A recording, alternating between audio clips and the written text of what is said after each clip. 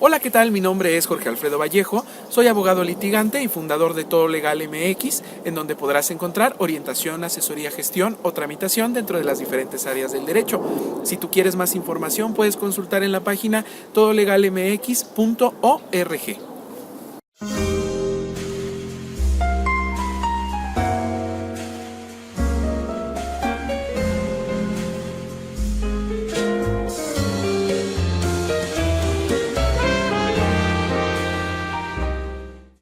La violencia familiar es un problema muy frecuente en los trámites de separación y divorcio.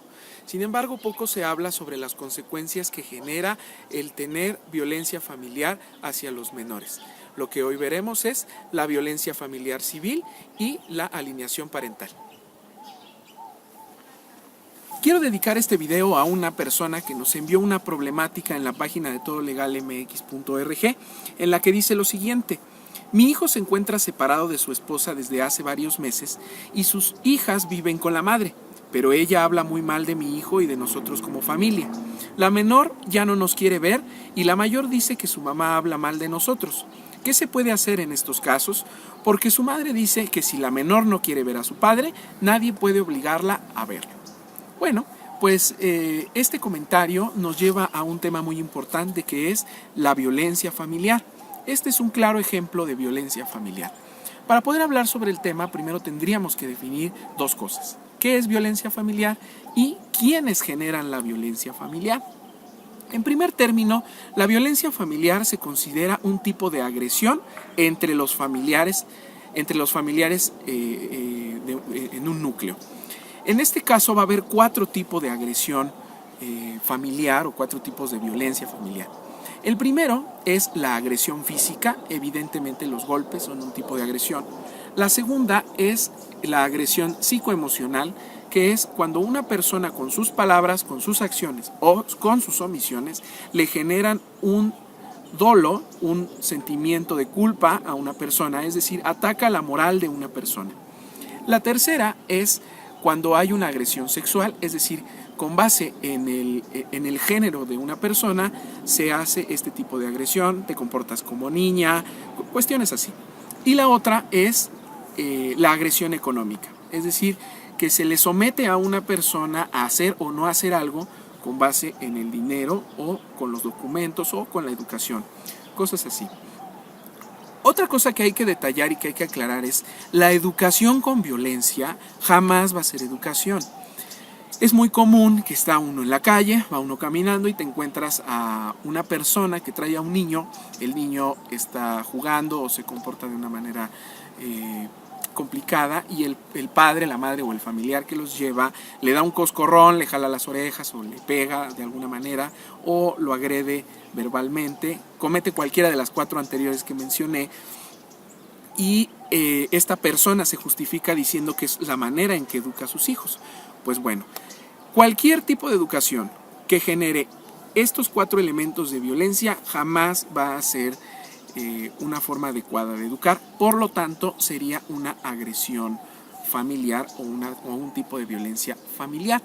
Ahora sí, ya que sabemos qué es la violencia familiar, tendríamos que explicar quiénes son los que se consideran familia que pueden cometer este tipo de agresiones. Yo les recomiendo que vean el video de quiénes son mis parientes, que se encuentra en este mismo canal y que yo dejaré en la descripción y en una miniatura en este video para que puedan saber más detalladamente qué son los parientes y cómo se calculan. Pero de forma general puedo decirles que hay 3 tipos de parientes en México. El primero es el pariente consanguíneo, es decir, los parientes de sangre, los abuelos, los padres, los hijos, los hermanos, los nietos. El segundo es los parientes afines, que son los derivados del matrimonio, es decir, en la unión de 2 personas en matrimonio, los familiares de la mujer y los familiares del varón también van a tener un vínculo familiar. Y por último, los familiares o los parientes de carácter civil, que son todos aquellos derivados de la adopción. Pues ahora sí, ya que tenemos estos 2 elementos, podemos decir que la agresión o la violencia familiar se va a dar entre los miembros, o sea, entre familias de un determinado lugar hacia los parientes de otro. es decir, los tíos a los sobrinos, los abuelos a los nietos. Sin embargo, en la problemática que nos plantearon al principio, se da una situación muy particular, y es, bueno, ya quedamos que entre los familiares puede haber violencia familiar, pero hay una situación todavía más delicada que violencia familiar, que es de un familiar a otro. Hay agresión de cualquiera de los 4 tipos que mencioné, de un familiar a otro. Pero hay algo todavía más grave que eso, que es padres e hijos. Esa es la situación más grave y la ley lo tiene prevista. ¿Qué pasa cuando un padre o una madre presiona a sus hijos o los hace sentir mal o les dice cosas feas del otro padre para que no lo vayan a ver? Para que los hijos por propia decisión digan, yo no quiero ver a mi padre o a mi madre porque mi madre o mi padre dice tal o cual situación. Cuando sucede esto, se configura una conducta que se llama alineación parental. Y la alineación parental es cuando el padre o la madre, por medio de sometimiento, transforma la conciencia de un menor para que entonces ya no quiera convivir con el otro padre. En ese momento se da la alineación parental.